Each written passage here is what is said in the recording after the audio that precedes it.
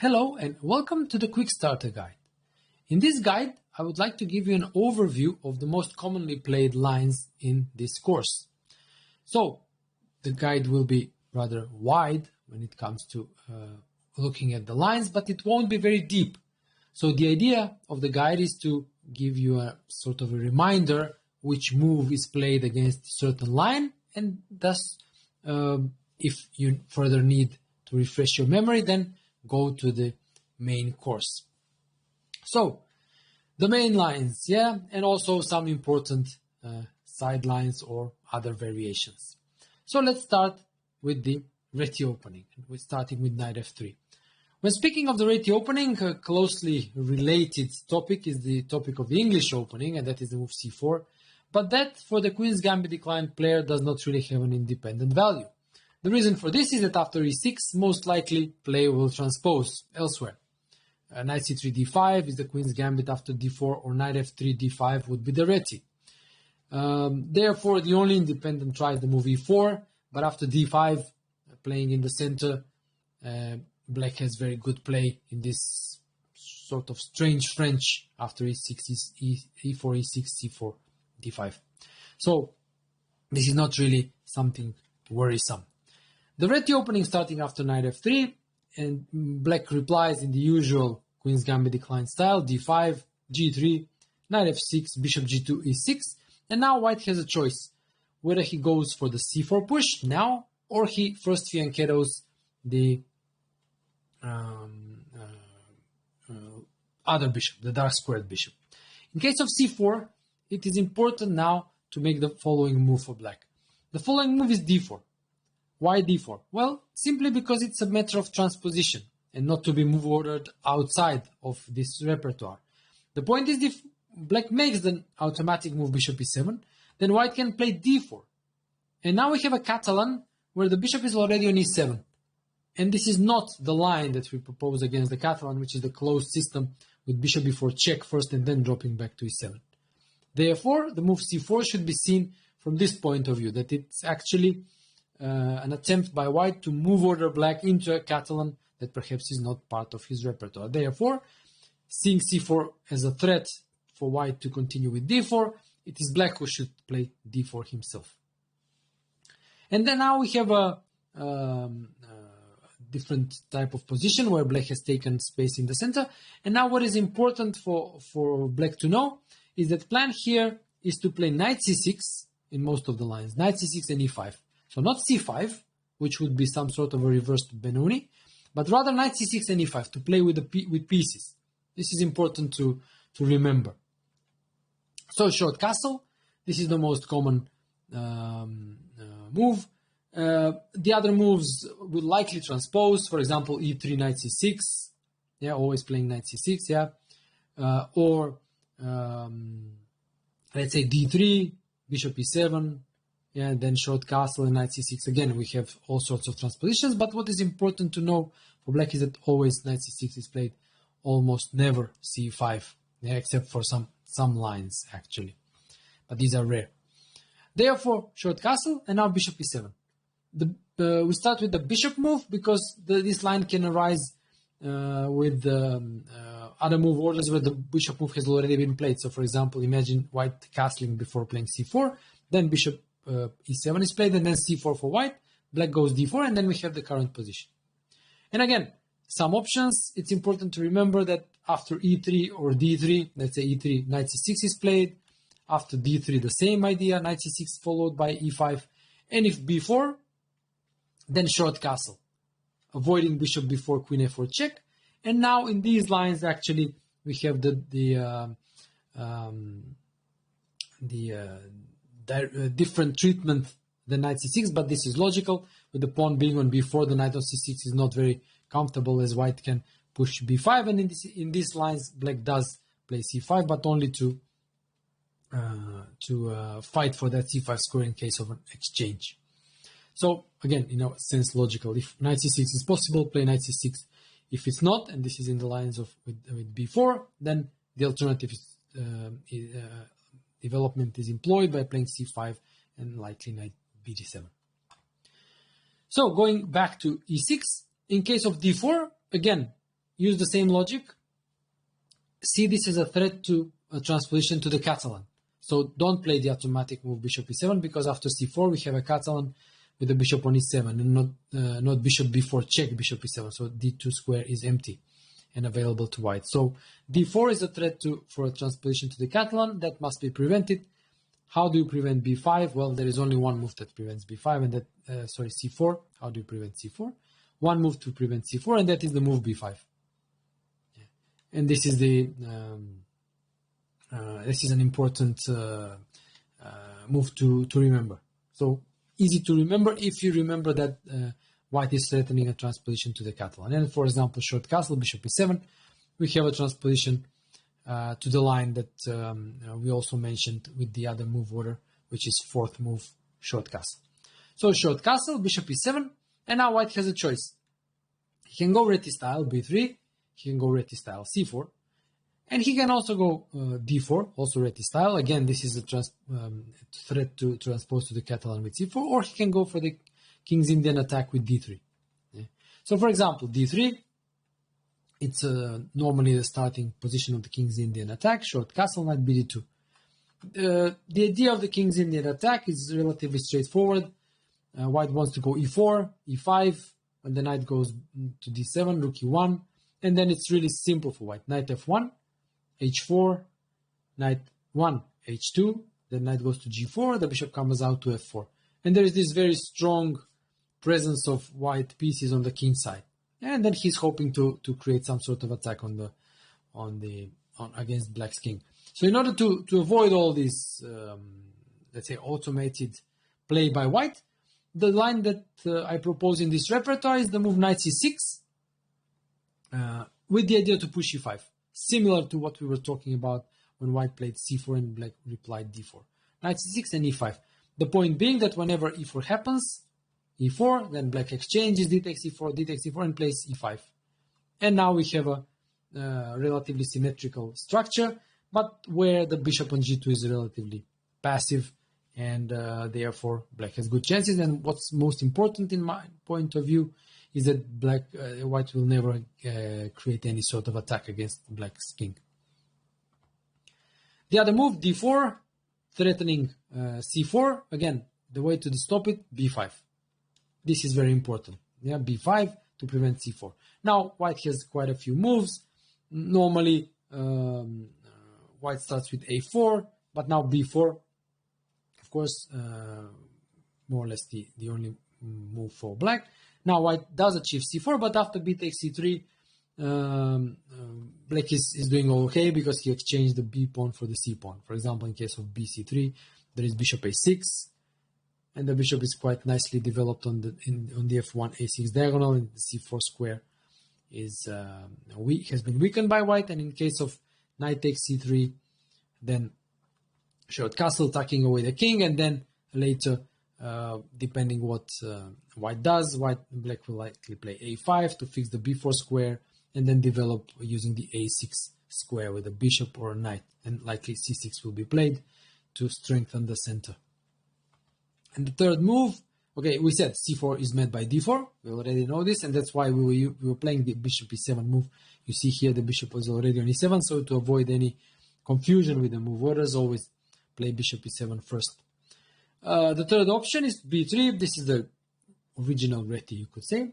Black continues with normal development, short castle, bishop b2, b6.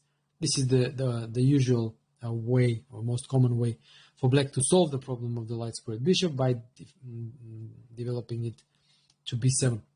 So c4, bishop b7. Yeah, this is the starting position, and here white has two basic approaches. One is the central approach by taking on d5, and the one is the slower approach, which starts with e3, intending to go queen e2, knight c3, and then decide whether to play in the center with cd or to play for a kingside expansion by moving the knight from f3 and continuing with f4. So cd5, the central approach, black always takes with a piece whenever possible to keep the long diagonal open and not to make his bishop on b7 passive after e5. And now, for example, d4 is the natural move to expand. In case of knight c3, black needn't waste any time. He can simply take on c3, and after bishop to c3 go with c5, and then it's easy development. Knight comes to c6, queen comes to d7, rooks come to f8, fd8, rook a8. It's easy and smooth development. Whereas after d4, black strikes immediately in the center with c5, and again the d and c pawns will be exchanged. There will be a symmetrical pawn structure, but all black's pieces will have a nice development. Yeah, the knight is developed to d7, in some lines to c6. After dc5, bishop takes on c5. The queen often goes to e7, sometimes goes to b8. Again, smooth development with quite a few options for black here. After e3, so in this position e3 is the slower setup by white. Gives the option to play in the center, but develops first. c5 is the usual development for black. Knight c3. Yeah, white can start with, let's say, queen e2, but the knight will anyway likely go to c3, so we will have a transposition.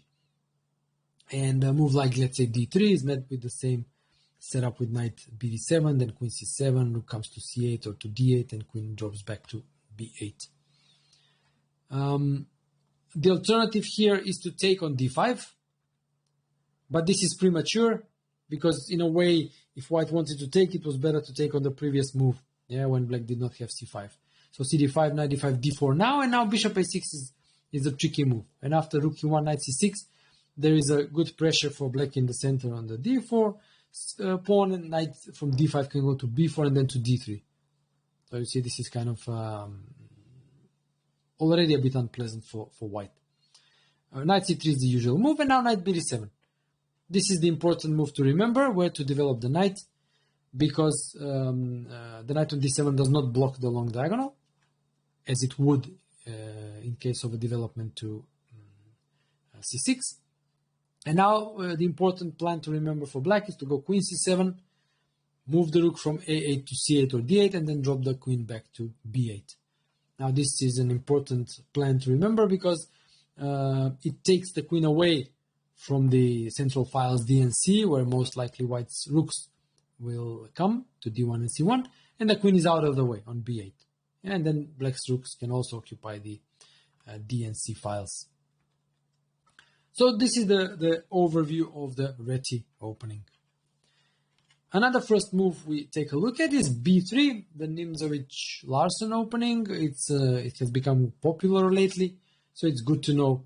It's likely that you are going to meet it every once in a while at least. The development is in the style of the Queen's Gambit decline, so d5, bishop b2. Normally this is how white develops. He can start with knight f3, knight f6, but that does not really make a difference because the bishop will likely come to b2 sooner rather than later, and then after e6 we have a transposition. Similar, if e3, then knight f6, again transposition. Another transposition that you should be aware of is the transposition to the bird's opening with f4, but this is again not very critical.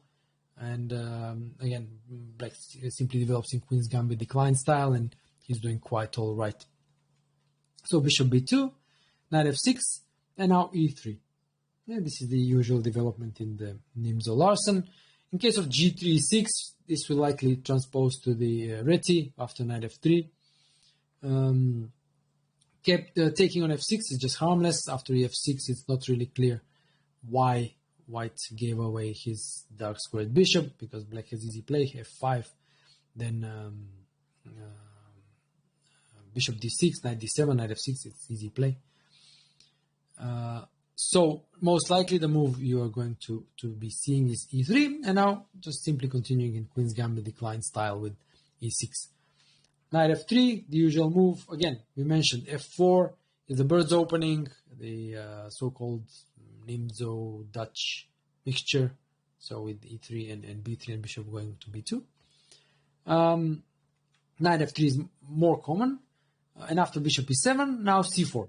Obviously, this is the only way for white to start some play in the center, and in all likelihood, white will try to keep the pawn on d2, or in order to not block the long diagonal by placing it on d4. So c4, short castle, continuing development, and now knight c3. And this is the most common way. For example, bishop e2 is met by b6, and then the fianchetto of the bishop. Or in case of d4, which, like I said, it's not quite in style of the Nimzo-Larsen because it blocks the bishop on b2. And this is met by c5. And this is again likely transposition to the fifth move, variations, for example, after knight b2 or bishop d3 after cd, ed. In case of cd5, what is important to remember is that whenever possible, take on d5 with a piece. So knight takes d5, and then follow up with b6 and bishop b7. Knight c3 is the most common move, and now the thing to remember here is that to follow the logic is as follows. Black would like to go b6 and bishop b7, but then with the knight on c3, white may already threaten to take on d5, and if taken previously, black would take ed5, and then he would have a nice Carlsbad after c6. But this is not ideal with the pawn already on b6. And therefore, preempting all these captures on d5, what black does is that he first takes on c4, so now the important move is dc4. And after, in whichever way white takes, he proceeds to develop the bishop on the long diagonal. So in case of bishop c4, he does it by a6, intending b5 and bishop b7, or in case of a4, b6 and bishop b7, or in case of bc4, first c5, fixing the pawn on c4, and in case of d4, intending to take cd, ed, and then b6, bishop b7. Yeah, so this is the important thing to remember in Nimzo-Larsen. When the knight comes to c3, take on c4, open the long diagonal, and only then proceed with the development of the bishop. Right squared bishop. So going back to the first move, d4, d5. Before continuing with the usual development, the Queen's Gambit decline c4, let's have a brief look at the London system. A very popular opening nowadays. Knight f3. Note that white can also start the London system with bishop f4.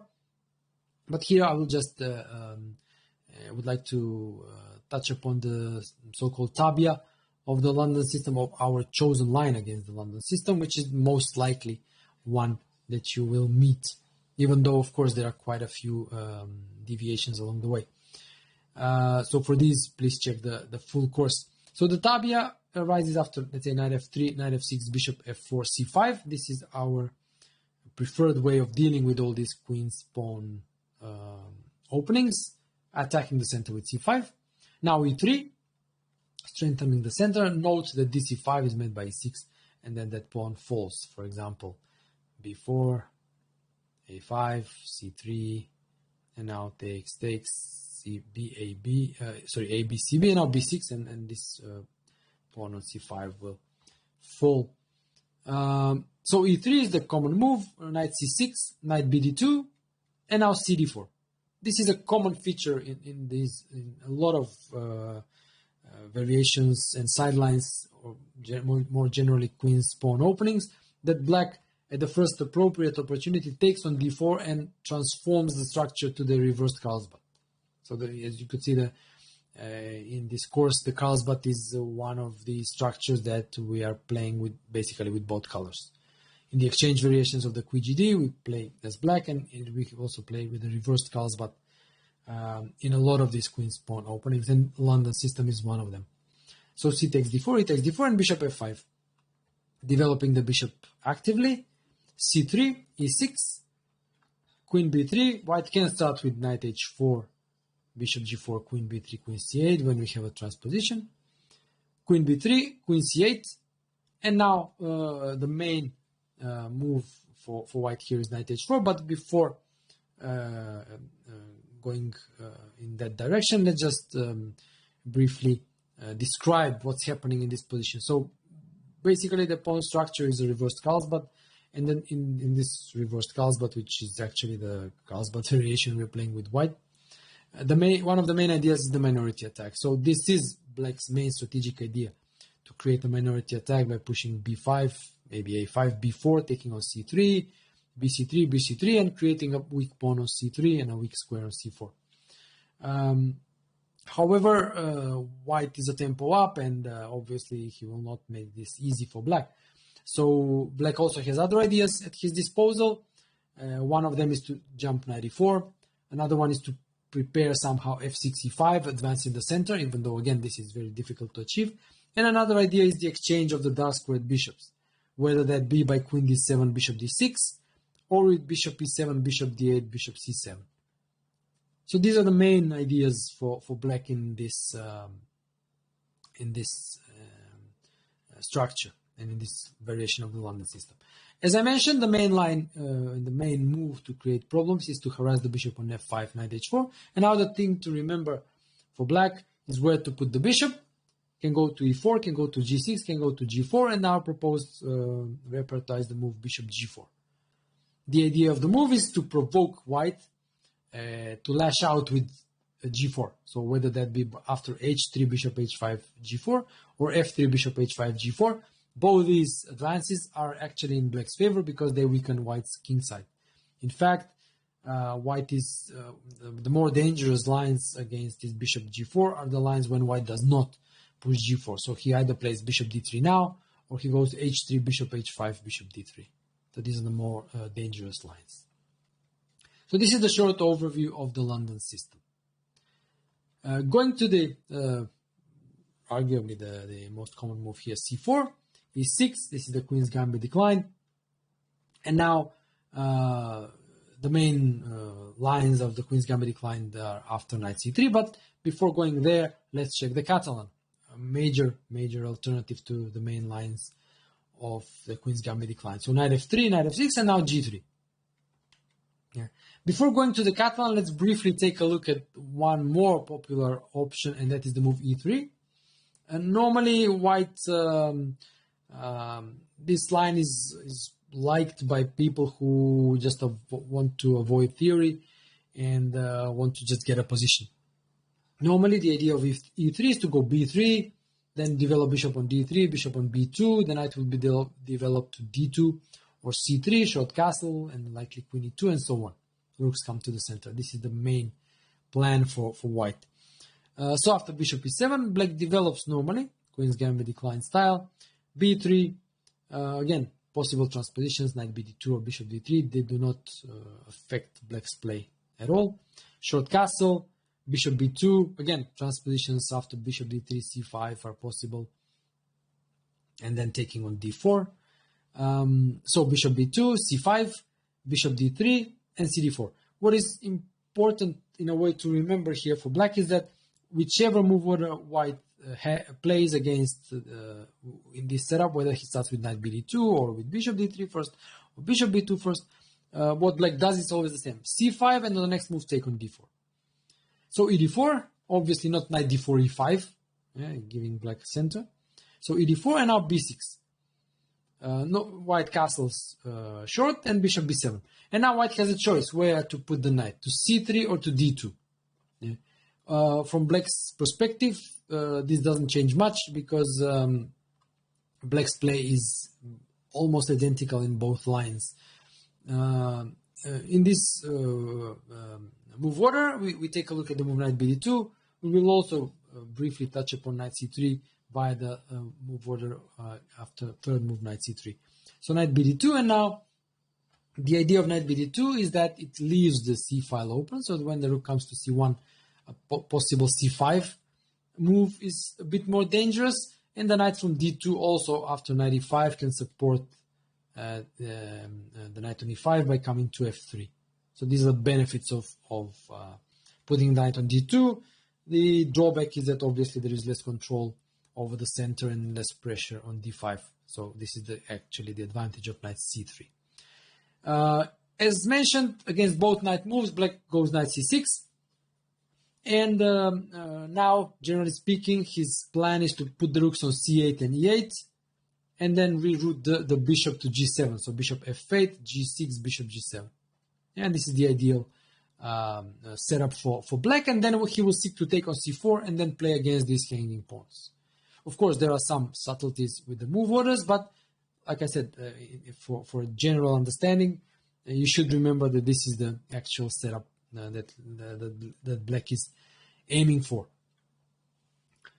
So going back to the Catalan, G3, now the proposed line against the Catalan for this repertoire is the so-called closed system, and it starts with the move bishop b4. So this is a subtlety, because by giving this check, black is forcing white to put a piece on d2 or c3. And as practice and theory and practice show, all of these pieces, whether a knight or bishop on d2 or knight on c3, they help black, because they, in one way or another, worsen white's position. So there are three options: knight bd2, bishop d2, and knight c3. After knight bd2, black castle short, and after bishop g2, he develops the bishop on b7. So he goes b6, and then bishop b7. Yeah? Short castle and bishop b7. And now, again, white has a wide choice here. But the general guiding idea for black here is that whenever cd5 happens, almost always he takes on d5 with a piece. And again, his main idea is to organize the c5 push. Yeah, this in a lot of lines, the bishop draws back to d6 or e7, and then black pushes c5. So these are the general ideas for black in this position. After knight c3, the thing to remember is that black must take on c4 immediately. So not wasting time on castling, but taking on c4 immediately. The point is that black wants to solve the problem of the light squared bishop without wasting time on castling. The point being that after bishop g2, he goes bishop d7, and then the bishop comes out to c6. So after knight e5, he goes bishop c6, knight takes c6, knight takes c6, and he is fully developed already, and there is also pressure on d4. And so this is the important thing. After knight c3, don't castle, take on c4 immediately, and go bishop d7, bishop c6. By far the most popular move after bishop b4 check is bishop d2, covering with the bishop, and now dropping back to e7. Now, what is the whole idea here? Why not bishop e7 immediately? Well, the point is that the bishop on d2 is awkward.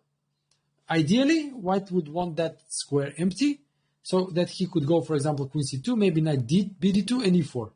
But now with the bishop on d2, the bishop needs to move again. And this obviously helps black because white will be forced to lose a tempo. So this is the subtlety of giving that check on b4. So bishop g2, short castle, and now the second subtlety, and that's knight bd7. Now in a lot of lines, black goes c6, b6. But it's important to start with knight bd7. Why? Because it just gives black additional options. These options are playing c5 in one go, taking on c4, and then playing b5, defending that pawn on c4, and at the same time liberating the b8 square for the rook. So that, for example, when the long diagonal is open, the rook can move to b8 or even move to b8 preemptively and avoid any possible problems along the long diagonal. So again, it gives more options to black, so start with knight bd7, not with c6. Now the most common move by far is queen c2, but there are others as well. So I will briefly touch upon them with a few remarks.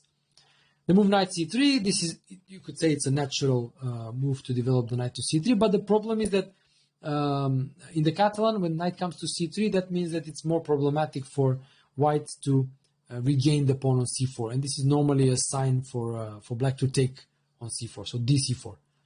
And now we see the issue. The issue is that with the c-file blocked, a rook on c1 or a queen on c2 cannot take the pawn on c4 because the knight on c3 is in the way. So e4 is the main idea of knight c3 to support the e4 push, but after b5, this is an important move for black to remember. Not only defending the pawn on c4, it wasn't attacked, but the point is to allow for the development of the bishop to b7. Now the knight b5 can be met by knight e4, for example, and black is willing to return the pawn on b5. So for example, e5, knight b5, but then he gets easy development with bishop b7, c5, and so on. Going back to move 8, a move like bishop f4 again, natural. It improves the position of the bishop. But now the bishop on f4 is another, can serve as another prompt to black, and that is to take on c4, because again, not only just winning a pawn, but also liberating the d5 square, so the knight from f6 can jump to d5 and attack that bishop on f4. So this is another important idea for black to remember. Bishop on f4 frequently prompts dc4 with the idea to jump to d5. Another move is a4, taking some space on the queen side, but black's reply is understandable, and that is a5, preventing white from gaining more space and also fixing the b4 square. So if a4 won't gaining space, follow symmetrically a5. Knight a3 is a curious move, but then again somewhat logical, because it white defends the c4 pawn. And now, since there is no pressure on d5, black doesn't need to play c6 to strengthen d5 before playing b6. He can play b6 immediately. And then the bishop comes out to b7. So after knight a3, no need to go c6, strengthen the center, but b6 immediately is possible. The move b3, again, defends the pawn on c4. And now c6, continuing the usual development, following up with b6 and bishop b7. This is the most common way for black to develop in the closed system. So bishop c3, the move queen c2, we will take a look at it via 8th move queen c2. So bishop c3, b6, now knight bd2, and bishop b7. So this is black finished development. This is the way he intends to finish development, and once he has done this, his idea is to push c5. But this is the basic idea. If white is not aggressive in the center in any way, black does this: c6, b6, bishop b7, and then c5.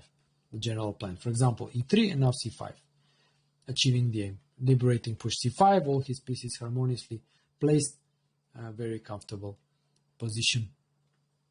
Going back, b4 is a move that grabs space on the queen side, but black simply continues with his plan: c6, a4, b6. And now he's ready, either bishop b7 or bishop a6 to attack that pawn on c4. Yeah, for example, queen c2, defending the pawn on c4 and intending to advance further, but now bishop a6 attacking that pawn on c4 and forcing white to do something about it. And the final alternative to queen c2, that is the move queen b3, still defending c4, but this again gives black an additional option, and that is the move a5. This is the important move to remember. a5, introducing the threat of a4. Later black will play c6, but it's important to start with a5 to introduce this threat of a4. So after queen b3, immediately remember that this queen should be harassed and go a5. So the most common move, queen c2, yeah, c6, the usual development, and now bishop f4. Normally white plays a combination of bishop f4 and rook d1 in one move or the other. Most likely they will transpose, but again, there are alternatives on the way. For example, rook d1, b6, continuing along the same path, and now bishop f4 would be a transposition, whereas the move b3 is met by the important move, again, to remember, that is move a5. The point of the move is, okay, to obtain a bit better control over b4, but it's more like a waiting move. So black waits with the development of the bishop on c8 and plans to develop it either on b7 or a6. Yeah? So depending where white develops the bishop to f4 or to c3, what black will play is to develop the bishop to b7 or a6, depending on what white does. So b3, remember a5. Another idea is, let's say, rook c1. This is a useful move, anticipating the opening of the c file, but black does not mind the opening of the c file because he's very solid. So b6, normal move, c takes d5, c takes d5, and now bishop f4. Knight c3, but white can start with knight c3, but after bishop b7, he plays bishop f4 all the same, and we have a transposition to the bishop f4 line. So bishop f4, bishop b7. And now the idea is to go rook c8. An important thing for black here is that whenever knight c3 is played, he normally plays the move a6 to control the b5 square. So this is an important thing for black, not to allow knight on b5, which can be quite annoying. Another move, b3. We saw this one played without queen c2. Black reacts in the same way, b6, knight c3, and now bishop a6. Since the knight on c3 blocks the contact of the queen on c2 and the pawn on c4, black develops the bishop on a6 by attacking the pawn on c4. The move a4, we saw it, the reaction is the same, a5. Again, if a4, always a5, fixing that b4 square. And after bishop f4, b6, the usual development, the rook comes to d1. The move knight bd2 is rare. The idea is to go e4, but black just develops normally with bishop b7. And the important thing to remember, the threat is c5, yeah? So white must play e4. And now the important thing to remember is where to take. So normally we would take in the center, so d4. But here the logic is a bit different, and black takes on c4. And the point is that this e4 after knight c4 is met by c5, and then e4 is under attack. So this was black's idea. Not take on e4, but actually attack e4. And now, if e5, then knight d5, the knight is very comfortable on d5 attacking the bishop on f4. And if rook fe1, then takes on d4 and obtaining a good game. At the point, there is a threat of rook c8, so there is no time for knight d4. And if knight d6, then after exchange on d6, bishop takes d6, bishop takes d6, rook c8 attacking the queen. With some forcing play, black eliminates this bishop on d6. For example, queen d3. The same will follow after queen a4, knight c5. Yeah, queen d4, and we have the same position. So queen d3, knight c5 attacking the queen, queen takes d4, and rook e8. And now the pawn on e4 is under attack. It must move forward. e5, knight fe4, and then knight d6 on the next move. So before, knight takes d6, capturing the bishop, threatening knight f5. So white should take on d6. He takes d6, and now knight d7. And this is very good middle game for black, who can play and round up this pawn on d6, perhaps knight f6, bishop d5, and attacking it. So this is a kind of a longer line here, but it includes some forcing play, so I thought it was good to include it here in this guide. Rook d1 is the main move. Going back to it, bishop b7, and now knight e5.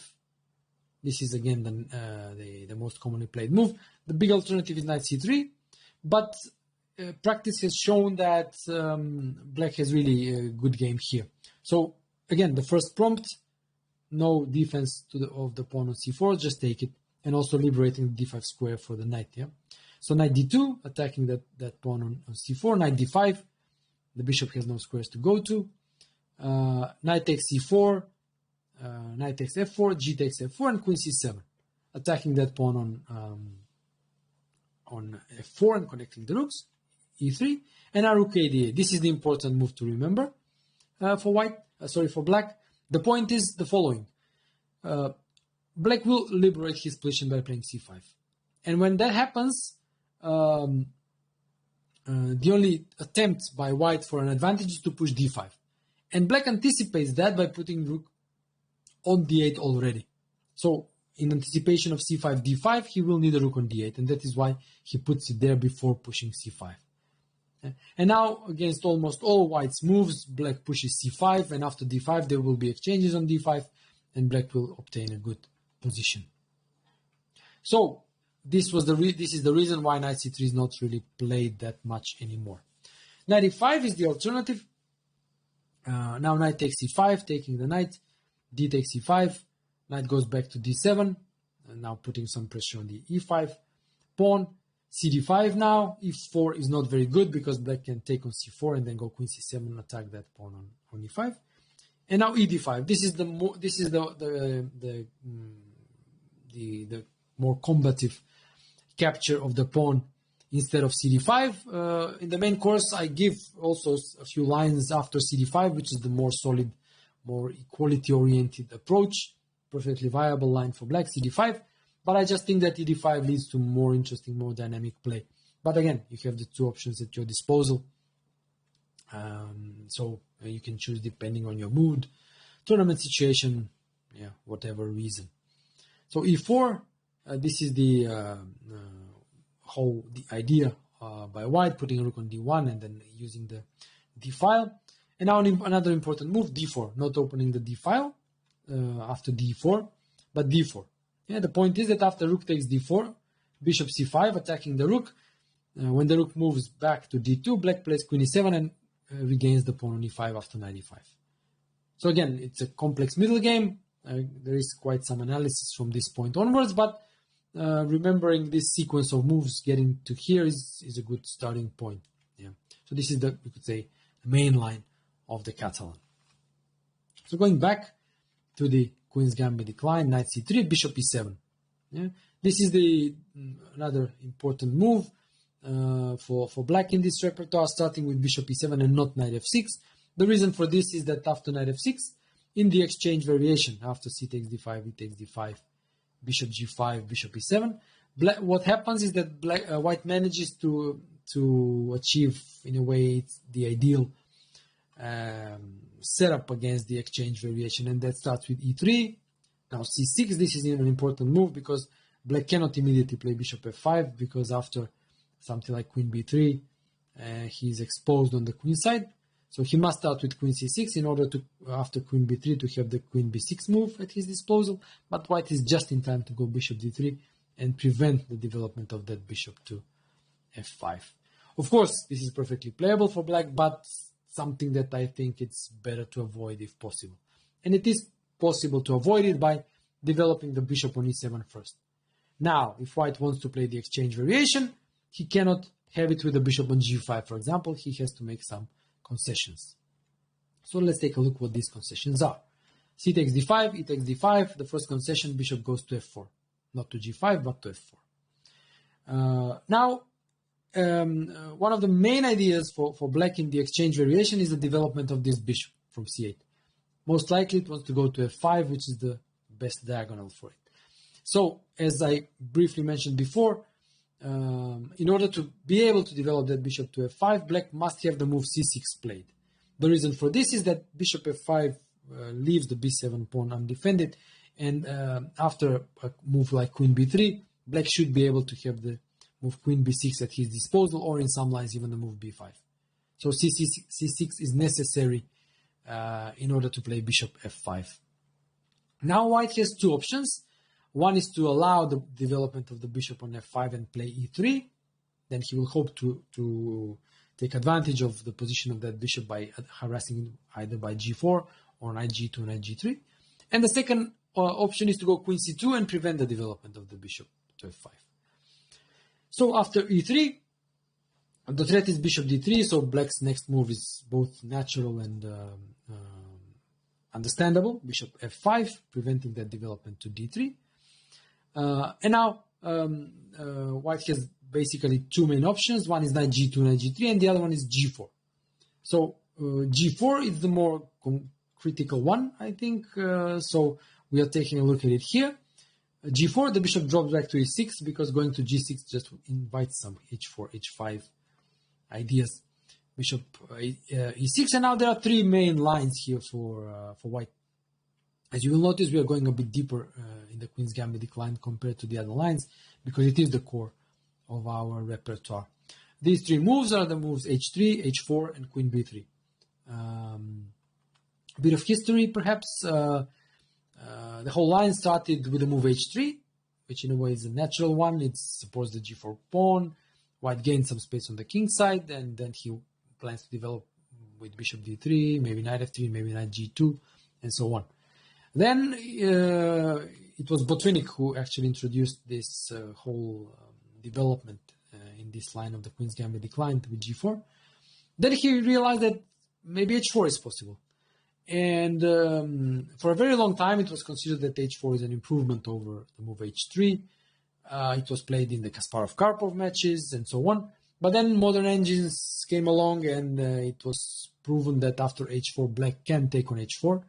with bishop h4, which was for a very long time considered to be bad, but some deep analysis show that actually black is doing quite all right there, and the main lines lead to some very interesting draws, where actually black is doing the attacking.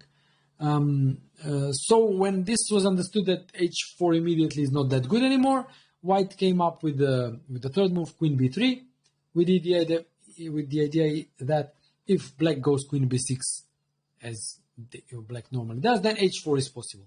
Yeah?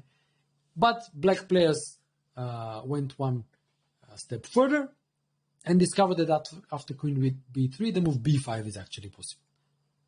So this is a short overview of the lines, yeah, and a bit of history, how they developed. So now let's check them one by one. So h3, knight d7.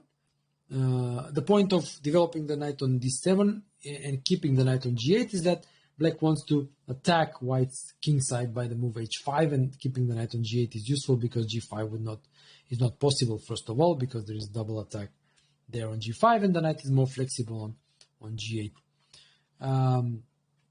Now bishop d3, it's a natural move. After queen b3, b5, we have a transposition to the line starting with queen b3. Whereas the move queen c2 after h5, gh5, knight f6 transposes to the line after bishop d3. Yeah, so bishop d3, and now the line I mentioned, h5. This is black's main idea in the h3 line, that he's attacking white's king side by h5. So g takes h5, and now knight f6. The idea is to take on h5 with a knight. And now you can see black has the better structure. So what he wants to do is just stabilize, go castle long, and then simply play the middle game with a better structure. In case of h6, it's important to remember not to take, but play g6, and then recapture on h6 with the rook after knight h5, harassing that bishop on f4. So this is a short overview of the h3 line. Going back to the position after bishop e6, h4. This was, like I said, considered an improvement, but the refutation is actually taking that pawn. Bishop takes h4. This is a theoretical refutation. It does require quite some memorization by black, actually by both players, not only by black. But if black is to be confident that he can navigate the complications and that he's certain in the refutation, he should know the exact lines. So queen b3 was supposed to be the refutation because the b7 is hanging and the queen cannot go to b6 because the bishop on h4 is hanging. But what was discovered is that the strong move g5 is the one that holds it all together for black. And now again, there are quite a few complicated lines. Just to outline a few of them, queen b7 is the most direct move because it attacks the rook on a8, but black takes on f4. Yeah? And now, again, if white takes the rook, queen takes a8, fe3 is the important move because that bishop, you see, it's quite strong, pinning that pawn on f2. And after short long castle, for example, e takes f2, and this pawn on f2, which is safely defended by the bishop, is a great compensation for the exchange. In fact, black has a bishop and 2 pawns for the exchange, so it's not that he's material down. The bishop can go to g3, cover this knight, and defend that pawn on f2. In case of ef4, threatening f5, so instead of taking the rook, ef4, then knight d7, black defends the rook, f5, so white is regaining the piece, but now rook b8, black activates the rook. Rook b8, queen c6, rook b6, attacking the queen again, queen a4, and another important move, h5, hitting and undermining this g4, f5 pawn chain. One of the tactical ideas after h5 is that black threatens to take on g4, and then he will threaten bishop f2 check, and the rook, winning the rook on h1, which is undefended. And the rook on b6 after fe6 will swing to e6 and protect the king from the e file. So after g5, the main move is actually not taking on b7, but going bishop e5. This is a subtlety for white, provoking f6, so that black does not have the move knight f6 at his disposal. Yeah? So forcing f6 and now dropping back to h2. So bishop h2, bishop g4, taking the pawn, queen takes b7, and now another important move, queen e7. Actually, it's a counter-attacking move, sacrificing the rook on a8, but then creating a strong attack after queen e3. So, critical is to take the rook. The endgames are quite good for black. Yeah, after queen e7, for example, they're quite good. Taking the rook is critical, the one you should know or remember. But now queen e3. And actually, black is quite safe here. At least he has a perpetual check. So, bishop e2 is the only move. White now has to make only moves not to get mated. For example, knight g2 ends up in mate. Yeah, bishop f2, king d1, queen d3, king c1, bishop e3 mate. Yeah, so bishop e2 is the only move. Bishop takes f2 now check. King f1, again going to the other direction is a mate. King d1, queen d3, king c1, bishop a3, the same mate. And going to f1, now black plays bishop h4, threatening mate, sacrificing the knight on b8. But after king b8, king f7, black, even though he's a rook and a piece down, has a tremendous attack, and white must seek the perpetual check here by some precise defensive play. So this is the forcing line that you should remember and how to navigate. So going to the third move, the latest theoretical attempt by white. This is the move queen b3, and as I mentioned, the idea is if queen b6 now to play h4. Yeah. But black is not forced to go queen b6. He can actually go b5. Going b5, and again, this creates some weaknesses on the queen side, but white created weaknesses on the king side, so in a way they compensate each other. One of the advantages of b5 is that it allows for the knight d7, knight b6, knight c4 maneuver. So h3, defending the pawn because it was hanging. Knight d7, developing naturally. Knight f3. If, for example, bishop d3, then black can develop with knight f6, and then we likely will have a transposition after knight f3. So knight f3, knight gf6, developing normally, knight g5, going after the bishop pair. If white does not play that, he goes bishop d3, for example, black cannot use another positive of the pawn being on b5, and it is the move b4, kicking the knight away. The point is that now the knight, if it goes to e2, allows c5, and black liberates his play, or if it goes to a4, then allows knight e4. And the knight is very nicely centralized here. For example, let's say rook c1, and now c5. Thanks to this excellent control over the c5 square, black liberates his play. And now the exchange is on c5, knight takes c5, knight d takes c5, d takes c5, knight c5 again. Black would like to take on d3. If allowed, for example, let's say queen d1, knight d3, queen d3, yeah, and short castle. This is fantastic for black. He has the safer king, the bishop pair, more than enough compensation for the IQP. And the main issue is actually white's king not having a safe haven, even if he castles kingside. It's better for white to avoid that. Go bishop b5 check. Yeah, after knight c5, bishop b5 check. Bishop d7, queen d7. The queen is attacked on b3, must go to d1. And now short castle. And after white short castles, rook c8. This is a very comfortable IQP position for black. Again, the point being, white's weakened king.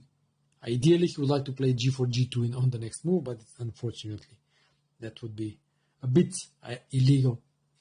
Black's ideas here are typical for the IQP, controlling the square in front of the pawn, like knight e6, bishop f6, and also he can soften white's king side by pushing h5, for example.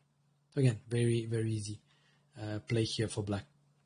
So after knight gf6, it makes a bit more sense to go after the bishop pair, at least knight g5, but now knight f8. The idea is, of course, if knight e6, knight e6. So bishop d3 first, rook c8, black going to finish his development, and then he will move the knight from f6 to force white to take on e6. So rook c1, and now knight 6 d7, attacking that knight on g5 and forcing knight e6. So knight takes e6, knight takes e6, the bishop on f4 is hanging now. It goes back to g3 and short castle. White castle short, that's the only plausible place for the king, but again, the king is not ideally covered on the king side because that weakening of h3, g4 is something that white would wish to amend, but he cannot. And now a useful move is the move g6. Useful move because it limits the white's light squared bishop. And now black's plan is to go knight b6 and bishop d6. And then when exchanging the dark squared bishops, white will no longer have the advantage of the pair of bishops, and the position, black's position, will be quite good, especially if he manages to put a knight on c4 and so on. So again, complex middle game, but one that is quite comfortable for black. So you could see these are already one of we have entered the territory of the main lines of the Queen's Gambit declined, and they do lead to quite interesting middle game positions. And this is for example, the conclusion of the line with the e3, allowing the development of the bishop to f5. Yeah. So the alternative on move 6 is queen c2, preventing bishop f5. But now it's maybe not that easy to note in this moment, but the queen on c2 left the control over the h5 square. So from d1 after e3 it controlled the h5 square. So what black does here is he plays the move knight f6, which you could say, okay, what can be more natural than developing the knight? But in fact the threat is to go knight h5 and harass the bishop on f4. Yeah, thanks to that queen leaving the d1 square. So e3, this is natural. Yeah. Before proceeding, it's worth noting not to mix things up and go g6, which at first sight appears normal, because it appears that it secures the development of the bishop to f5. But after e3, bishop f5, queen d2, it turns out that the bishop is not entirely safe there, because white continues with f3 and e4. And the bishop on f5 is a bit kicked around, must go back to e6, and then white would have established a full center. So that is the reason why g6 does not really work in this position after queen c2, but knight f6 actually works quite well. e3 and now knight h5, attacking the bishop. Now, more ambitious by white is to go bishop e5, because dropping back to g3 is rather harmless. Black eliminates the bishop, knight takes g3, h takes g3, now h7 is hanging, so g6 is necessary, bishop d3, and now knight d7. And the knight is en route to the g4 square. So knight f6, knight g4. And now white actually has this option whether to allow it by playing knight f3 or developing knight e2 and having f3 at his disposal to prevent it. So again, both are possible, but black is fine against both. Bishop e5 is a critical move. Yeah, bishop e5, and now after knight d7, the bishop has nowhere to go. But white's idea here is to go bishop e2 and actually attack that knight on h5. After knight takes e5, d e5, the knight has no squares to go to. g6 is the only move, and now bishop takes h5, g takes h5, and we have this very curious middle game position where white has knights, black has the pair of bishops, and this somewhat wrecked structure on the king side. Black will continue f6 to exchange that knight on that pawn on e5, and will seek opening of the game. In fact, you will check the main course. The lines are very exciting here from black's point of view, and very often he takes over the initiative thanks to his powerful bishops. So quite an interesting and an exciting line to play with black against this queen c2 variation. So this is the exchange variations. These are you could see the concessions white had to make in order to play the exchange variations with this bishop e7 move order. So moving to knight f3, knight f6, and now again rather big fork. Bishop f4 is the main alternative to the bishop g5. Both are considered main lines, but there are also some other moves like the exchange variation now cd5 and moves like e3 and g3. So let's start with e3. e3, we mentioned this plan when we were looking the move order knight f3 and e3 with the knight staying on b1. Here with the knight on c3, we will get more or less the same position, just with the knight on c3 instead of d2. So black develops normally, short castle, b3, c5, bishop b2. If you remember the rule of thumb, black plays c5 and takes on d4 on the next move. So c takes d4, e takes d4, then fianchettos his bishop, b6, bishop d3, bishop b7, short castle, and knight c6. Exactly the same development as in the line with knight bd2. Again, to repeat, the idea is to put the rooks on e8 and c8 and play bishop f8, g6, and bishop g7. This is the main plan, but there are some subtleties because the knight now on c3 leaves white a bit more actively placed, and in some lines he threatens to take on d5 and then go maybe bishop e4 and push to d5 and so on. So black should be a bit more careful with rook c8 and cd5 ideas. So please check the main course for the details in this moment. So that is e3. The move g3 is some sort of a Catalan with the knight already on c3, and as we know, this is a prompt for black to take on c4. First he castles, putting the king away, and after bishop g2 he takes on c4. And now again, white is at a crossroad. Does he go knight e5 to take the pawn on c4 immediately, or he castles first? In case of knight e5, the move to remember is the move queen d6. Yeah, this is a bit strange looking move at first sight, but quite a logical move if you dig a bit deeper. The queen goes to a6, from where it either attacks a knight on c4 or defends the pawn on c4, defends the pawn on b7, and is out of the way of the central file, so the rook can come to d8. Yeah, so quite an interesting move, but one with quite a few ideas. So it's a good one to remember that after knight e5, queen d6 with the idea of queen a6 is the way to react. In case of short castle, after dc4, black switches his play to play in the center. He goes knight c6, avoiding preventing the white knight from moving from f3 because d4 is under attack, and then he plays in the center. He goes bishop d6 and e5, thus solving the problem of the development of the bishop on c8. So this is the reaction to the transposition, this sort of Catalan with an early knight on c3. The exchange variation with the knight already on f3 after cd5, ed5 is actually quite harmless one for black, because he manages to develop the bishop on f5 comfortably. So bishop g5, c6, and then bishop comes to f5 on the next move. White cannot prevent that with queen c2 because after g6, bishop f5 comes next. If white insists and goes for e4 now, changing the character of the game completely, after d takes e4, knight takes bishop f6. If knight takes e4, that's met by knight takes e4, queen takes e4, and bishop e6.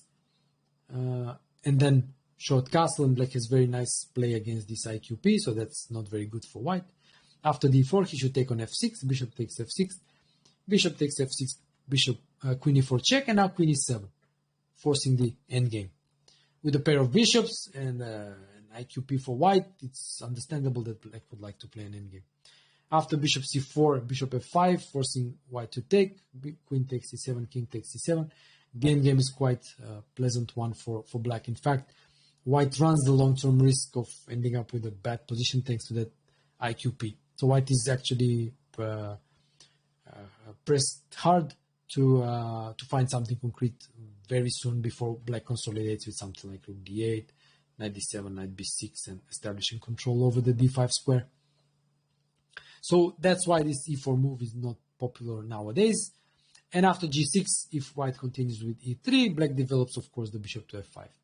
Bishop f5, bishop d3, queen d3, and now knight bd7. Black does this before castling in order after bishop f6 to be able to capture with the bishop with the knight on f6.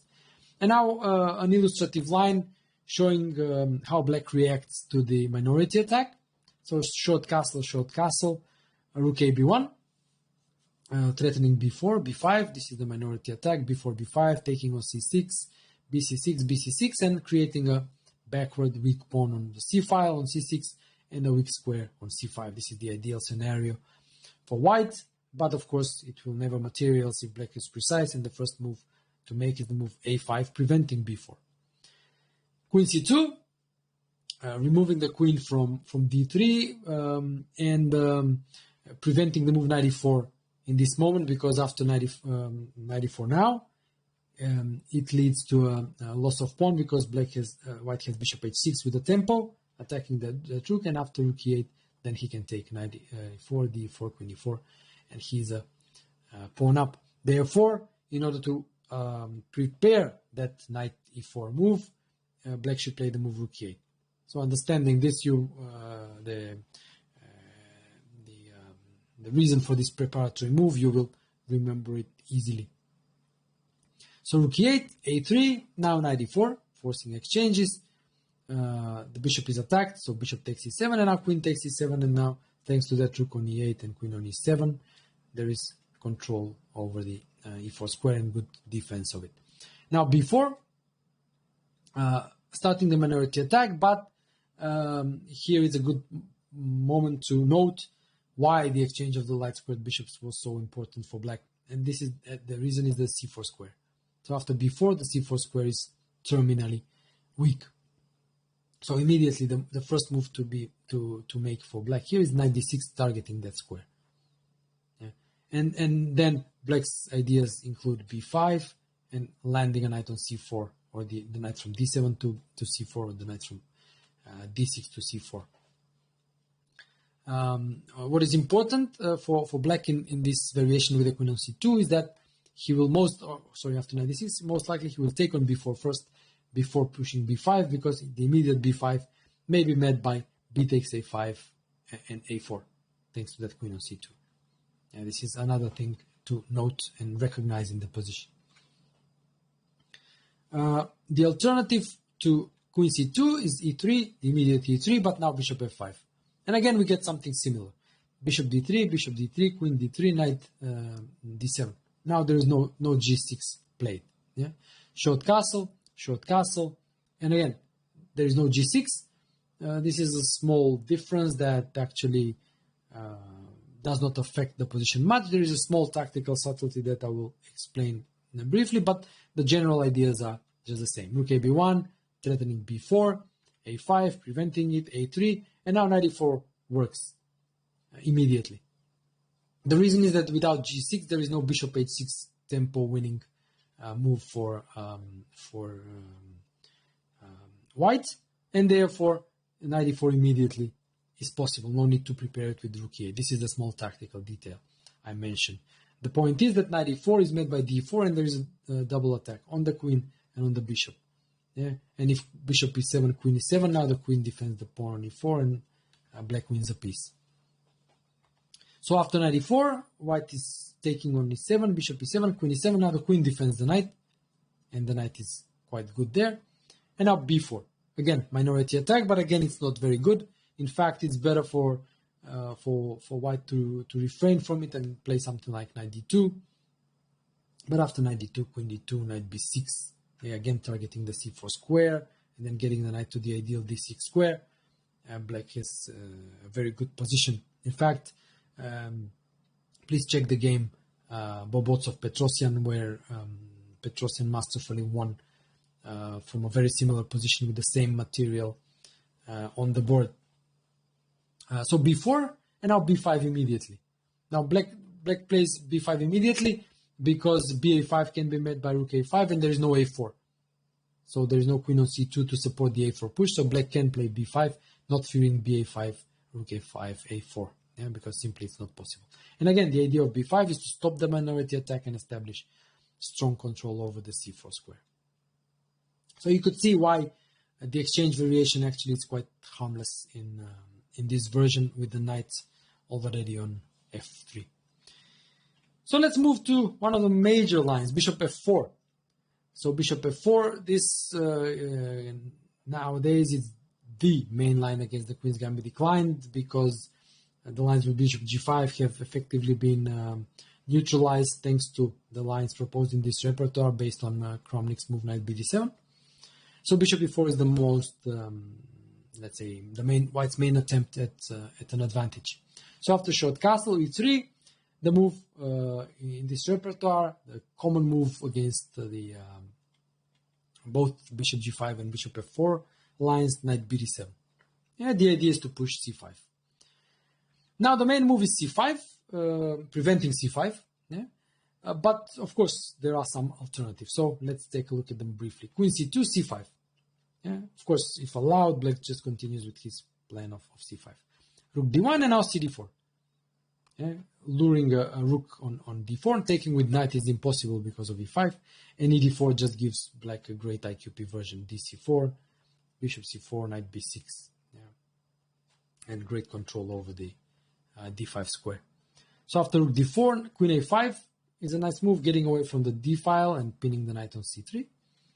Bishop g3, getting away from possible attacks after cd5, knight d5, for example. Now knight b6. Developing, hitting c4 and covering d5 one more time. Knight d2, breaking the pin and covering the c4 square. Now dc4. Again, releasing the tension and then continuing with the development. So bishop takes c4. In case of knight takes c4, it's simple for black. Takes on c4, bishop takes c4, bishop d7 with easy quality. The bishop comes out to c6 and it's really problem-free. By taking with the bishop on c4, what white wants to do is to, after the exchange knight c4, to have a knight on c4 that is a bit more active and targets the d6 square. However, after queen a6, the queen is out of any harm's way on a6, cannot be attacked. Short castle, rook d8 is the way to proceed, challenging white on the d file and then continuing with bishop d7, finishing development.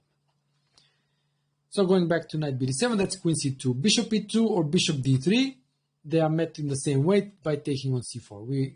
This is a common theme in the queen's gambit, to win a tempo once the bishop, light square bishop, moves from its starting position. Black takes on c4, forcing it to move again. So short castle. Again, if white will take on c4, but with short castle, he keeps the option of taking on c4 on the next move or taking on c5. Of course, it's possible to take on c4, bishop c4, but then after c5, we have a transposition to the lines after short castle, after white castles. Yeah. So short castle, c5, and now white has the choice: take on c4, take on c5. If white takes on c4, then cd4. Yeah. The only move now is to take with the queen, taking with the knight that runs into e5, the fork, and taking with the bishop. Again, it gives good IQP version for after knight b6. Yeah. And then knight comes to d5, knight bishop d7, bishop c6. So queen d4, now knight b6. Again, attacking the queen, attacking the bishop on c4, and allowing for bishop d7. And then black will finish development without problems. So c5, the alternative is to take on c5, dc5, and now knight c5. This is the idea of knight bd7, to push c5 and recapture on c5 with the knight. Bishop takes c4, queen takes d1, exchanging queens, rook takes d1 and b6. And again, this is the starting point of a line that goes to quite some depths, but it's important to remember at least up to here, knowing that black finishes development and he's doing quite all right here in this endgame. So bishop b7 comes and black is fully developed, and just a simple look on the position suggests that he should be fine. Another move is a3, covering the b4 square, but of course allowing c5. So c5, c takes d5, knight d5, always taking with the knight in this variation. Exchanges help black a bit, who has a bit more space, and concretely in this line, taking with the knight liberates the f6 square for the bishop. So knight takes d5, e takes d5, d takes c5, knight takes c5. And we have this starting position of where white has quite a few options. But remembering up to here is important because, okay, theory starts from here, but getting to here and knowing these ideas that that black has at his disposal is a good starting point. What are these ideas? Well, the knight on c5 is quite good if you look at it.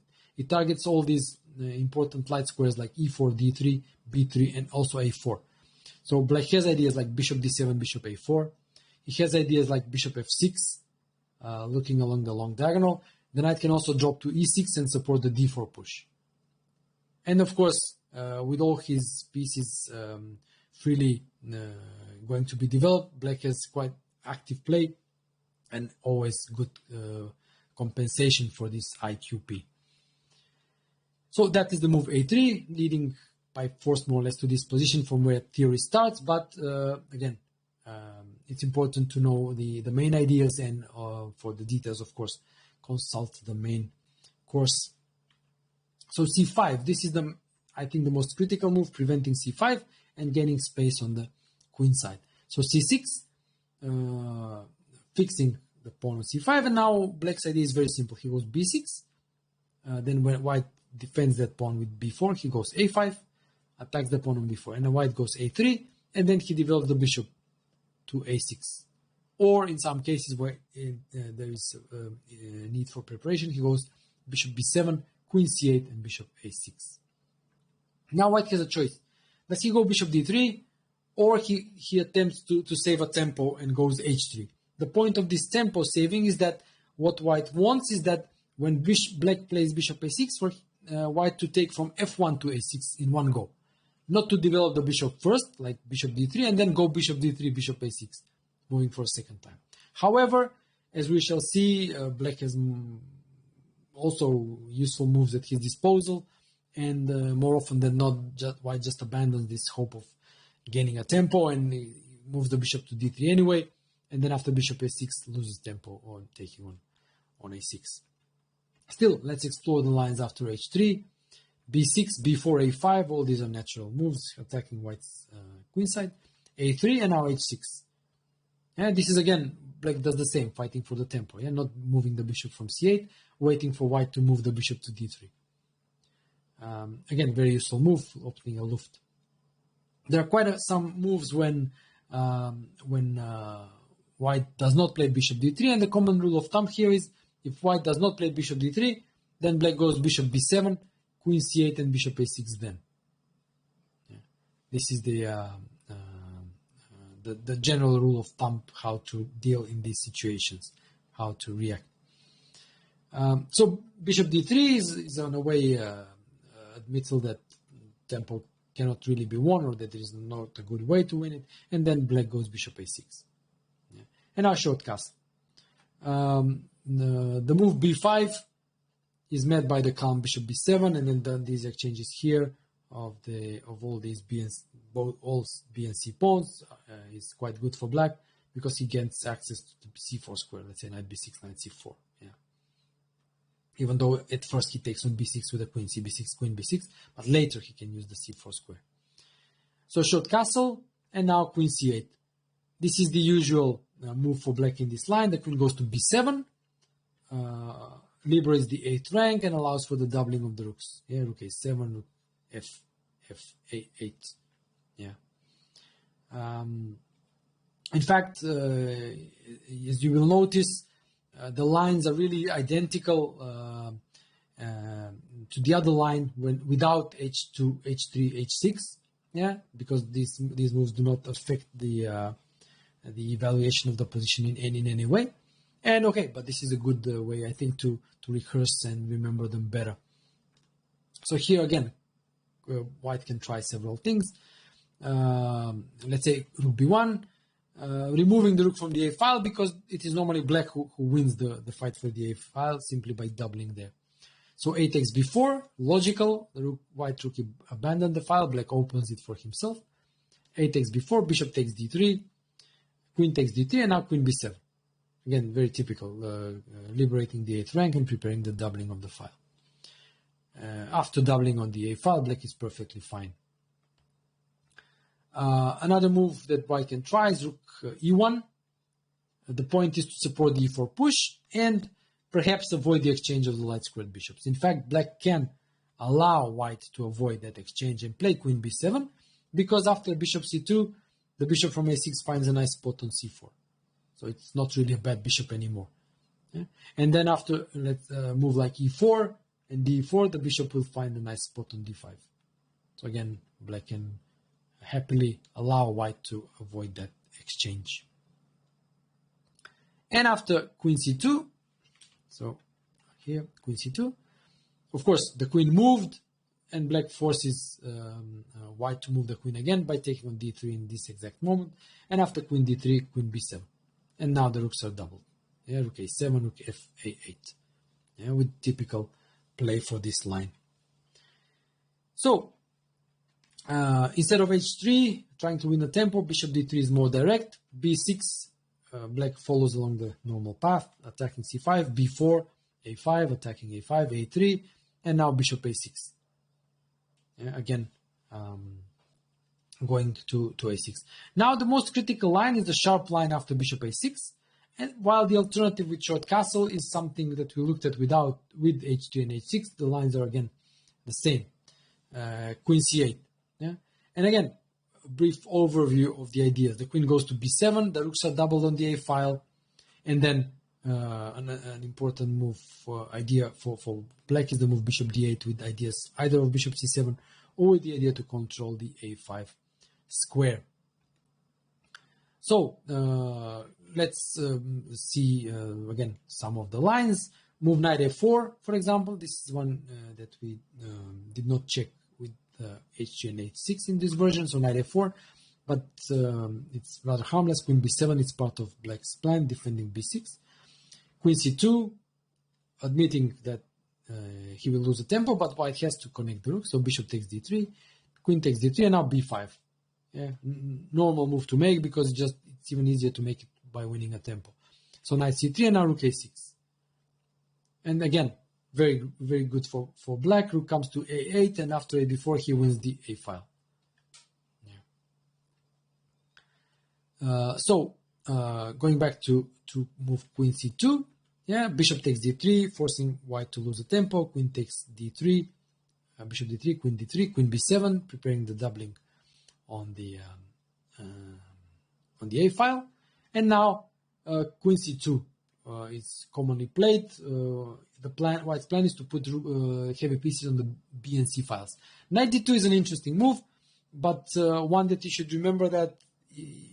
Notice first that the knight leaves control over the e5 square. The idea is that the knight comes to b3 and then it exerts more control over c5 and a5. But just black solves here his problems tactically. First, he exchanges on b4 and c5 to weaken the pawn on c5. So a takes b4, a takes b4, b takes e5, b takes e5, and now e5. Now you see why black exchanged twice. There is no pawn on b4 to defend that pawn on c5, and e5 with e5 he diverts the pawn from d4, and then he captures the pawn on e5. Yeah. So for example, let's say bishop e5, knight e5, d5, and knight d7, attacking both pawns and regaining the pawn with great play. After queen c2, black goes rook a6, preparing for the doubling on the a file. Rook takes rook ab1. White loses the battle for the a file, so he removes the rook from there. Logically, white gets away from the file. Black opens it for himself. A takes b4, a takes b4, and now rook f a8. Yeah, and this is quite comfortable and typical position. One thing that black needs to be careful about here is the possible b5 push, and the rule of thumb here in these positions is that if white continues with rook fc1, this concentration of pieces on the b and c files indicates that b5 may be a threat. So again, this needs to be calculated, but if you just want to be sure without calculation, whenever you see this collocation of pieces, heavy presence of white's heavy pieces on the b and c files, then just go b5. And there is no b5 ever. And in this position, quite a typical one for this variation is that it's good to know what black should do. Normally the knight from d7 would go to f8 g6, from where it still controls the e5 square, but it's a bit more actively placed in g6 on the king side. The bishop from e7 will drop back to d8, and then, depending on what white does, black will decide whether to exchange the bishops with bishop c7 and go for the e5 push, or to keep the bishop on d8 and keep control over the a5 square. Now, obviously, this will depend on whether white decides to go for the knight d2, knight b3 idea. So, logically, if white goes knight d2, knight b3, black keeps the bishop alive on d8 to control the a5 square. If white does something else, and there is no threat of a knight landing on a5, black will play bishop c7, exchange those bishops, and go for the e5 push. So these are the general ideas that you should be aware of in these positions. Going back to move 11, the move bishop a6 leads to completely different type of position, very sharp play, because after rook a6, white continues with b5. So this is very, very aggressive play by white. His idea is that after cb5, he goes c6, so he sacrifices material, but what he gets is a very strong pawn on c7, which will be defended by the bishop on f4 and the knight on b5. So queen c8 is the only move, pinning the pawn on c6 because the knight on c3 is not defended. Of course, knight b8, c7 just lost a piece. So c7, advancing to c7. Now the threat is to go knight b5. So black removes the pawn from there. So pushes b4, knight goes to b5. So this is the white's idea. Very strong pawn supported by two light pieces. And now white's idea is to go a4. Yeah, to stabilize that knight on b5 forever. So black should prevent that and play a4 himself. Yeah. Rook c1, adding the rook to the mix. Rook behind the pawn, supporting that pawn. And now threatening bishop d6 or knight d6. And now an important move to remember is the move knight e4. Yeah, covering the d6 square and also introducing some knight c3 ideas in order to exchange this dangerous knight on b5. Another idea in black's arsenal is the move rook a5 to attack that knight on b5. Yeah. So theory continues from here, yeah, but these are the main ideas that you need to know to get to this position as a starting point. So this is the line with bishop f4. Yeah, this is where white is seeking the advantage these days. The normally considered main line with bishop g5 nowadays is not that popular because, as we will see, black has good ways of dealing with all white's attempts. h6 is the normal move, natural move, attacking the bishop, forcing it to move immediately. Now white's main choices are to take on f6 or drop back to h4. We also discussed the move bishop f4 in the theoretical chapter, but it's a rare thing and no need to spend time on it in this overview. Bishop f6, and now the main move is e3. Yeah. The alternatives are queen moves, queen d2, queen c2, queen b3. Rule of thumb, whatever white does, which is not e3, take on c4. So let's say queen d2. Of course, the move queen d3 is the same as queen b3 as black takes on c4. Let's say queen d2, take on c4. Yeah, this move is not played anymore. It was played back in the 80s, for example. It was played in the Karpov-Kasparov match, the first match, but Kasparov successfully neutralized this line. And we are actually following his recipe. So this e4, this is the, of course, if e3, c5, e4 is the idea. White, the black abandoned the center, so white is taking over. But now c5, attacking the center. So d5, this is ambitious. Because after something like dc5, knight d7, black develops normally. He has the bishop pair, very strong, unopposed, dark squared bishop. So d5 is the critical move. Now ed5 and e5. Yeah, quite an aggressive approach. For example, if something like knight d5, the knight c6 is really comfortable for black. Yeah, he goes short castle, goes bishop g4, wants to take on f3 and gain access to the d4 square. For his knight, most likely. So e5, yeah, now bishop g5, attacking the queen, queen takes d5, and now queen takes d5. Yeah, exchanging queens because after knight d5, bishop d8, the bishop controls the c7 square, and then black continues with knight c6, short castle, maybe rook e8 to put pressure on d5 pawn, and very, very comfortable endgame. So queen d2 is not like really a threatening move, and it's rarely seen nowadays. Queen c2, the idea is to castle long, perhaps. dc4, the rule of thumb, take on c4. Yeah. Now knight e4. Yeah, this is the independent move. For example, e3 after c5 will transpose to the line that we look at after e3, short castle, queen c2, c5. Yeah. So knight e4, and now bishop e7. This is the simplest, just keeping the bishop pair. Now, if allowed, black will play b5 to defend c4. So white plays queen c4, and now b6. This is important. Bishop comes to b7, attacking that knight and pushing c5. Is the main idea. Another move, queen b3, attacking the pawn on c5, on d5, so it's even easier for black to take on c4. Natural. Queen c4 and short castle. And again, it's very simple. b6, bishop b7, knight d7, sorry, knight d7, c5 with easy play. The main move is, of course, e3, also the most natural move. Short castle, natural move by black again. And now rook c1 has been considered as the most critical move, but again, the queen moves are also possible. The rule of thumb, all except queen c2 are met by dc4, yeah, including rook c1. So let's say queen d2, again dc4.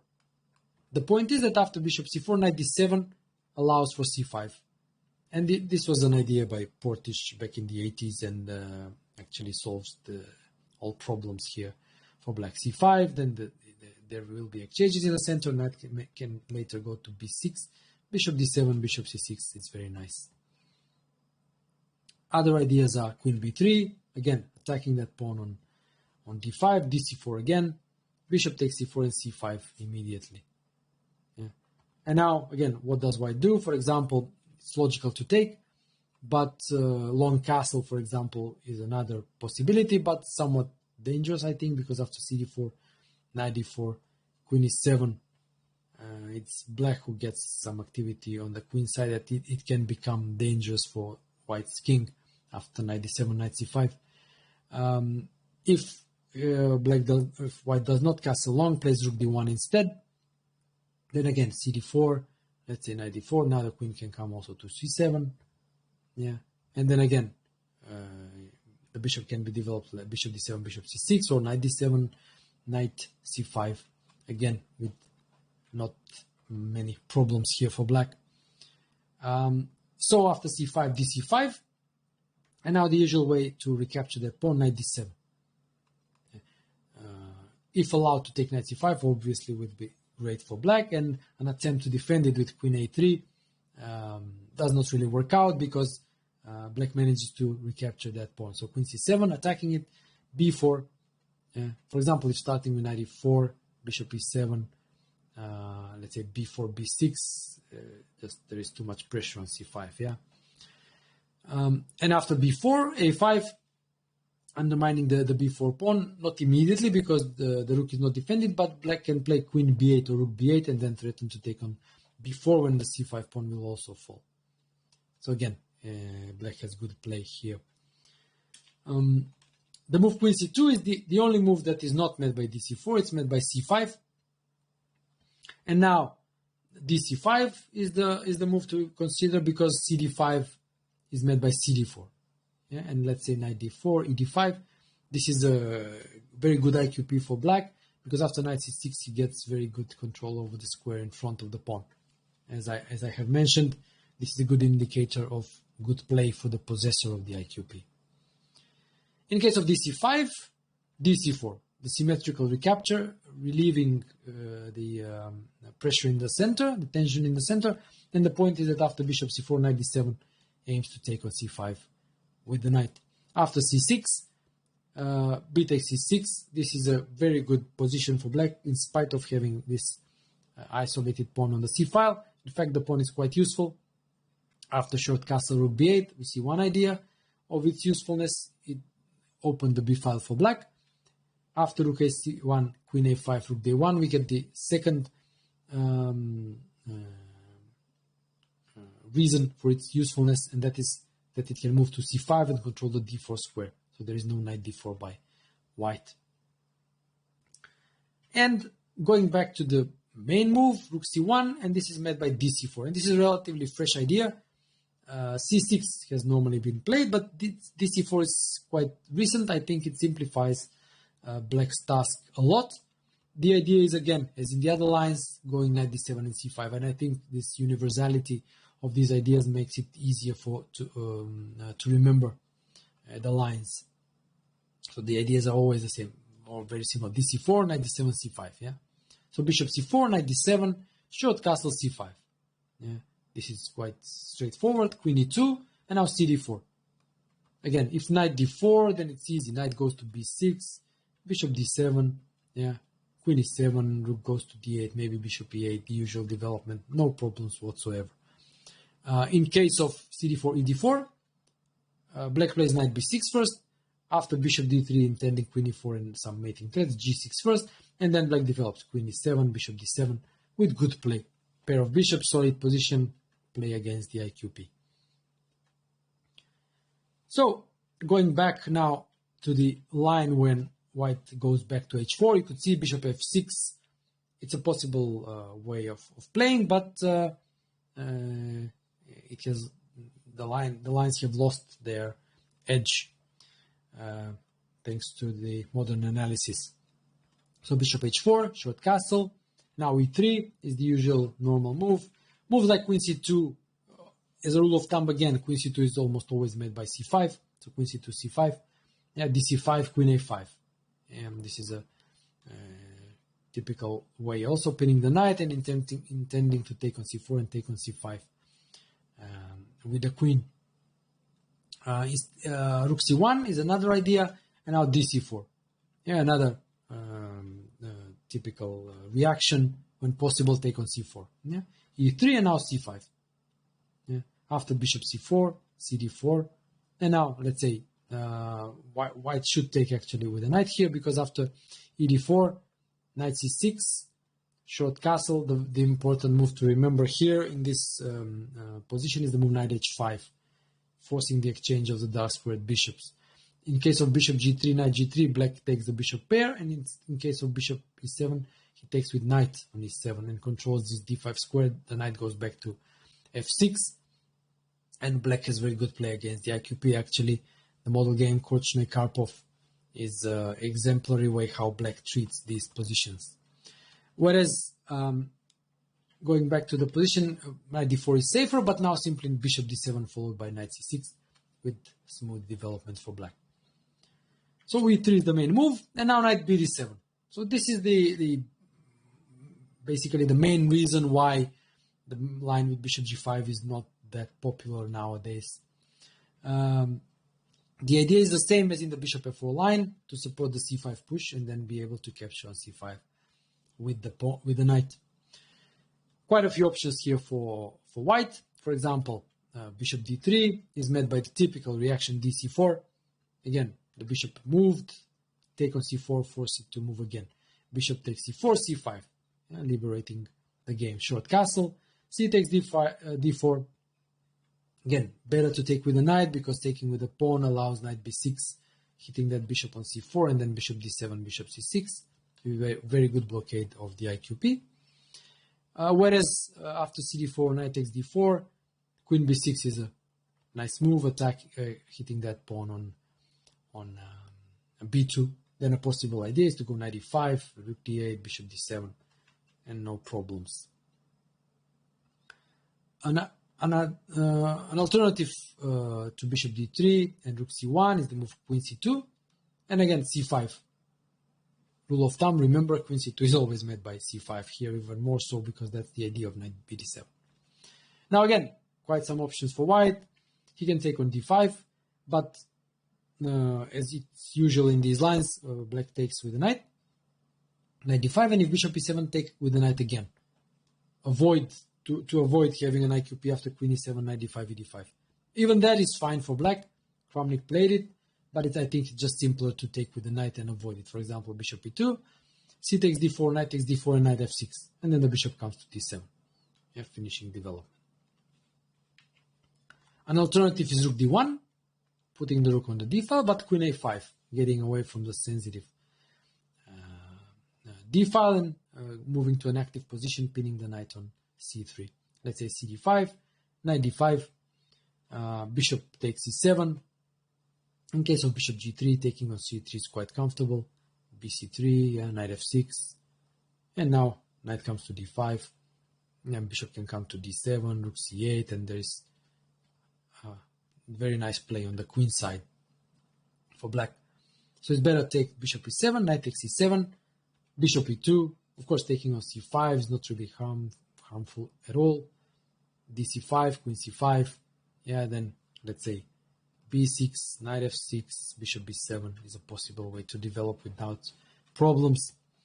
If bishop e2 instead, then knight f6, liberating the d7 square for the bishop, and the bishop is developed on d7 with, again, easy play. Instead of rook d1, going long castle is risky because black is the one who actually gets fast play on the queen side. So c takes d4 first, opening the c file. Knight takes d4 and knight b6. Yeah, attacking c4 and liberating d7 for the bishop. Then the rook can come to c8 and use the c file. So this is not quite, it's a bit too risky for white, in my opinion. And after queen c2, c5, the move dc5 is met by the natural knight takes on c5. Again, going long castle is risky. Long castle, again, bishop d7 developing, and then rook c8 comes, and black starts queenside activities quite fast. It's a bit safer to go rook d1. Yeah, but then again, the typical move, queen a5, getting away from the d file, pinning the knight on c3. After cd5, black is forced to take with a pawn, because unfortunately knight d5 is met by rook d5, and e d5, bishop e7 wins material for white. But that cd5, ed5 IQP position is quite good for black, because he also manages to create an isolated pawn in white's camp after bishop d3, knight c4. And then he will take on c3, forcing white to capture with the pawn, and then he will have good play against that pawn. The bishop will move from c8 to e6 most likely, and then rook c8 and attack that pawn. Or maybe the bishop goes to d7 and a4. So again, very nice play against that pawn on c3. So the third move to consider after knight bd7 is the move rook c1, which is met by the typical counter c5. Now, white can take both on c5 and d5, but both are rather harmless. So cd5, knight d5, forcing exchanges, bishop takes e7 and knight takes e7. Now white can try a few moves, but none of them are too threatening. Black's main idea is to develop the bishop, whether that be by b6, bishop b7, or by moving the knight from d7 to f6 to b6, and then the bishop goes to d7. These are the general directions of black's development. Taking on c5 is met by dc4, the symmetrical recapture. Yeah, because there is quite some pressure on d5, so it's better to relieve that pressure. And after bishop c4, knight takes c5, short castle a6, intending b5 and bishop b7. Black is equal. So this concludes our video analysis of this Quickstarter guide. It was quite a big overview, but it's a big repertoire. So I hope I covered the main points, the most important lines in this overview, giving you a broad idea how black develops, what are some points to remember, some subtle moves to recognize, yeah, and the reasons behind those moves. And I hope this guide serves as a good starting point on to dwell deeper into the lines of the whole lifetime repertoire based on the Queen's Gambit decline. Well, thanks for watching, and see you in the next video, and good luck with the Queen's Gambit decline.